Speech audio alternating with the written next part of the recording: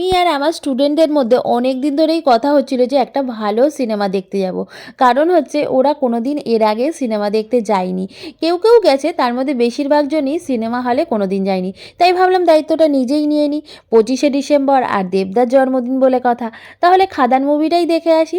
তো তাই জন্যই কিন্তু ওদের নিয়ে চলে এসেছিলাম কল্যাণীর সঙ্গম হলে। শুধু আমি আর রাজা আসিনি, সব স্টুডেন্টরাও এসেছিল, দেখতেই পাচ্ছ তোমরা। আর তার সাথে ছিল আমার মাসির 2 ছেলে। তো চলো সবাই মিলে খুব মজা করতে করতে আমরা সিনেমা দেখতে যাব। তো তার আগে কিছু খাওয়া দাওয়া করা দরকার।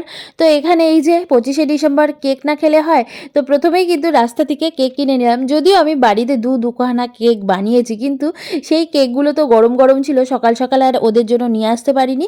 তাই জন্যই রাস্তায় এখান থেকে কেক কিনে ওদেরকে কেক দিয়ে দিলাম। চলো সকালের ব্রেকফাস্টে এটা দিয়ে করে তারপরে দেখা যাক দুপুরে কি খাওয়া দাওয়া করা যায়। তো এখানে দেখো কেক দেওয়া হচ্ছে, কেক খেয়ে আমরাও কিন্তু এখন সিনেমা হলে ঢুকবো।